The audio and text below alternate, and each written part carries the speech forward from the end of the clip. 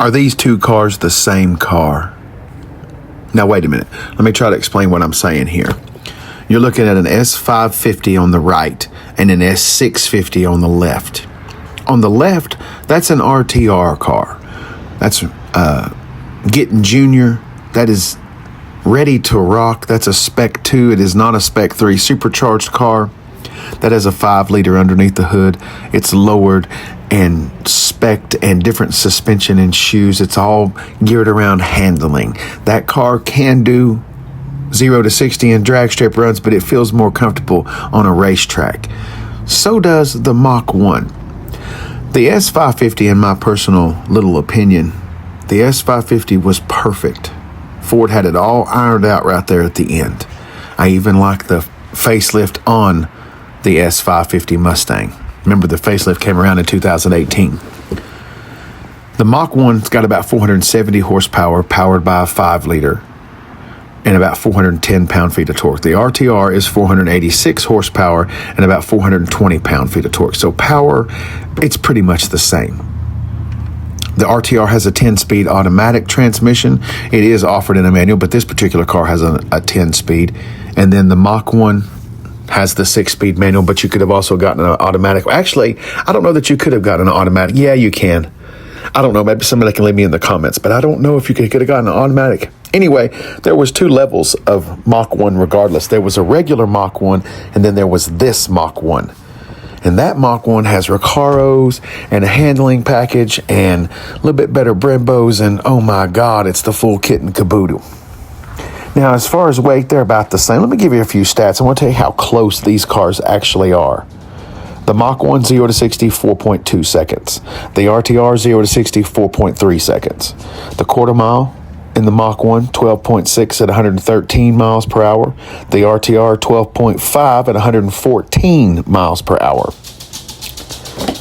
See what I mean? That's why I say, are these cars the same? They both got huge, massive Brembos. Now, the S650, the new RTR, well, not just the RTR, but the performance pack, they do get the drift brake, which means you can pop that e-brake right there, and it locks up its own little caliper in the back just to kind of offset the rear end and get it out of shape so that you can go into a corner with whatever angle you might want to sling that rear end into. Neither car has fog lights. That's kind of a bummer to me. Sorry, I just saw that right there. I was looking at the video and saw the no fog lights, and there's a problem with that. I don't like it. Let's talk about manual transmissions. No, the Mach 1 does not have an MT82. MT82 is the normal Mustang transmission. It's a great transmission, but it doesn't really take a lot of abuse very well. This one has the Tremec transmission, and it takes abuse just fine. But you still should show it some love. You know what I mean? I guess we could even break it down into whether you like the S650 front end or the S550 front end.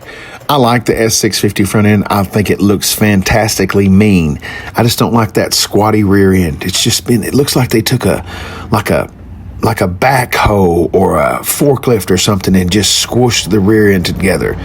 Anyway, it's too squashed for me. But that front end does look just fine. One thing we can say, though, is I hope that the run of the S650 turns out to be okay, because the freshman year of the S650 was not really a very good year. There was a lot of things going on in 2024 that helped hinder that car, but remember, the S650 barely sold 20,000 cars last year. The Mach-E doubled the sales of the Mustang GT.